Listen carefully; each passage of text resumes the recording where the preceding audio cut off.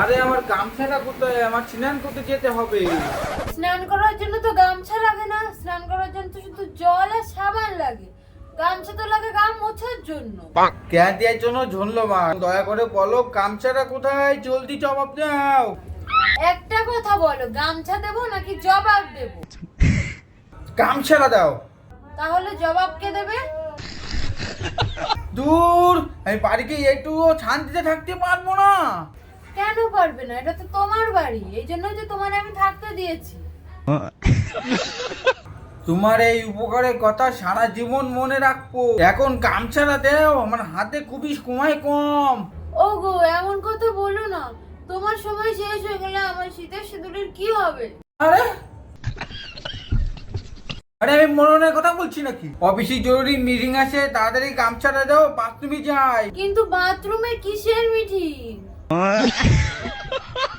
Meeting অফিসে, বাথরুমে নয়। তোমার মিটিং নিয়ে চিন্তা করতে হবে না। আমার তো তোমার মিটিং নিয়ে চিন্তা না, আমার তো দোকান থেকে আলু কিনা নিয়ে চিন্তা। ঠিক আছে, আলু ভিড়ের সময় নিয়ে আসবো। এখন আমার এই গামছাটা দাও। সেদ্ধ আলু আনবে নাকি কাঁচা আলু? এটা ফোনে বলে দিও। কিন্তু আলুকে কোন নাম্বারে ফোন করব? আরে আমাকে ফোন করবে। তুমি তো আমার সামনেই আসো, তবে তোমাকে আমি ফোন করব কেন? ও, আমার মাথা ফিউজ উঠে যাচ্ছে। কই কোনো লোডশেডিং কিংবা ধোয়া তো দেখতে পাচ্ছি না।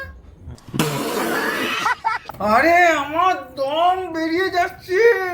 আরে দম বেরিয়ে গেলে রাতে আলুর দম রান্না হবে কি করে? আরে আমার দম বেরিয়ে যাচ্ছে।